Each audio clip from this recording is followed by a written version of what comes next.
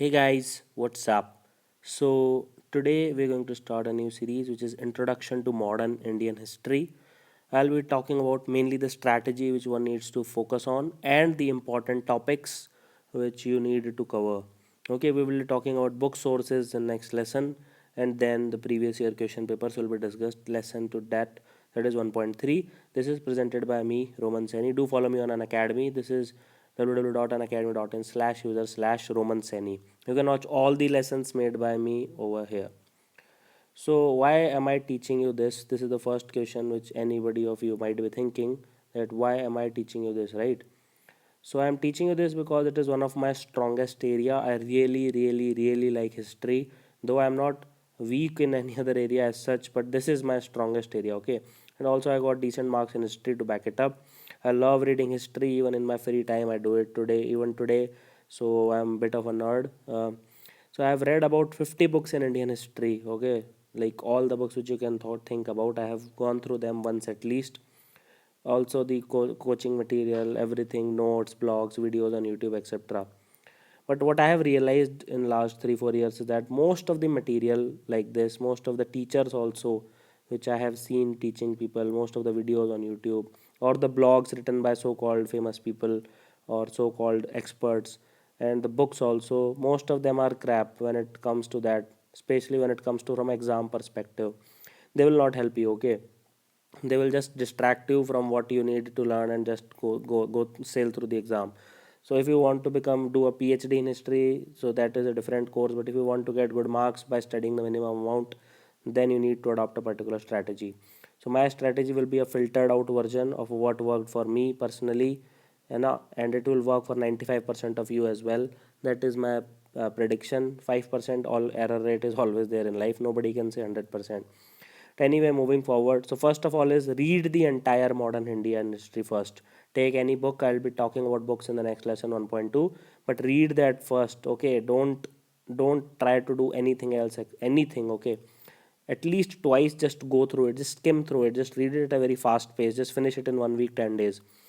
Then second thing is solve the last 5 year question paper. Just follow this strategy exactly like what I am telling you.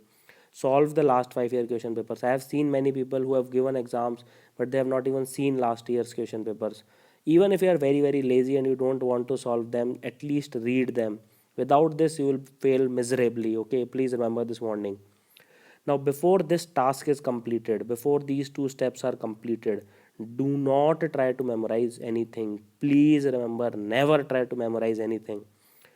Now, and even if you are not able to understand a particular topic, people come and tell me that we are trying to read it at very fast pace, but we are not able to understand anything. So even if you are not able to understand anything, just go with the flow and avoid the tendency to go back to previous paragraph. Don't go back again and again. It will reduce your reading speed a lot. Okay, just go with the flow. Never ever memorize the dates, the wars, the places, the forces, how many casualties were there, the kings, the dynasties. Okay, do not memorize what is their symbol. Do not memorize this nonsense crap. Nobody asks such question. Nobody bothers about them except maybe some rudimentary teachers who used to teach in 80s and 90s and still stuck with it. Now don't try to remember 100% of the stuff. Again, this is a very mentality of history teachers. They say you have to remember everything, everything is important. No one can remember this. No one. Even if you are reading history for 100 years of your life, you will not be able to remember everything. Okay, so these I think let's move forward. Now most of the questions are easy to moderate in nature. Is that understood? Most of them are easy to moderate in nature. So if you have read the material twice, okay, what do you mean by this? So for example, easy to moderate in the sense ki which plan came first, which mission came first, Mahatma Gandhi was associated with which of these missions, what were the key areas of this mission, what was the key movement, why it failed, which are the important leaders. So these are easy to moderate level questions. So if you have just read the material twice, you will get them right. Okay, is that understood? So even if you have read it once or twice, you will get them right, especially in the MCQ part. Few of the questions are ridiculously, extremely, irritatingly, painfully difficult. People think that they have to read according to them. Please, this is a misconception. Don't change your strategy based on such misfits. They will distract you a lot. These questions will keep on changing every year, okay? Hence, no point in boiling your blood over this. Absolutely no point. People think that, oh my god, that exception was asked from medieval India, the king's name was asked, or king's son's wife, daughter's husband's name was asked.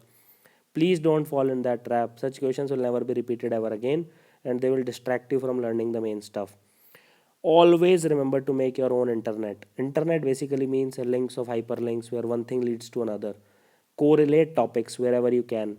Okay, make logical connections. Be interrelated, interdependent, interconnected, and develop your own personal internet. It will help you remember stuff a lot easier, and you will be able to make educated guesses much better than the next guy. Now only remember in terms of simple terms, make notes in terms of simple terms, simple sentences, one liner, two liner. Don't use sophisticated bourgeois high class language. Okay, don't do that. Don't do that nonsense. You will not get anything out of it except maybe impressing someone. So don't use this. Only remember in simple term sentences. Don't fall like they will read many books. I'll not name the authors, but they'll write in a very fancy way. Don't, you will not be able to remember anything. Break it down into simple terms and sentences. Now just see for this particular topic, okay, just remember how to approach. So this is how you approach. So for example, this is an important topic, Indian rebellion movement of 1857. Some people call it revolt of 1857, some call it first war of independence. Okay, so first of all, you need to know what it is. You need to know the basic facts of this. Okay, then second of all, you need to know the causes of that particular. Just forget about this for a moment. Anything in history, in modern Indian history, you read, first thing is what it is. You need to know the basic facts. Okay, these are the facts which cannot be changed. Then you need to know the causes of it. For example, there must be social, political, economical, psychological, administrative, religious, and different type of causes of that particular thing. Then comes the most important part is analysis. You need to analyze it. Okay, you need to see in the light of the day of the event, was it correct, was it not correct, had it happened that way, what would have been the result. Then you need to see the points of success. Okay, points of success here means that for example, whether it was successful or not, whether it achieved its target or not, whether the goals which were set down, how much percentage of that was achieved. Then there will be some failure also. So what were the percentage of failure in that. And finally the aftermath, what are the consequences. Okay, now how it affected the future and all. So this is the way any history topic can be broken down, and this is the way I will approach every topic in history whenever I am teaching. So as I was telling you, analyze history. Okay, don't mug up history. There is a very big misconception, especially among the students from like scientific background, like doctors, engineers. They think that mystery is something that needs to be mug up. Dates are there, battles are there, kings are there, dynasties are there. Just remember them in a order and that's done. That was maybe true in 80s and 90s, but now history is completely changed. It is one of the most interesting subject out there. So just remember, you need to know how to approach any topic. So as I was telling, read the facts first. You need to aware about basic facts. So you need to know Jallianwala Bagh happened in Amritsar.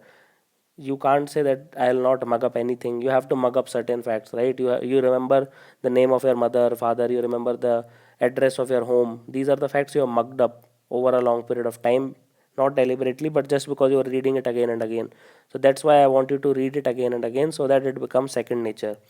Then you need to know the causes. You need to know the causes. Why, what led to it.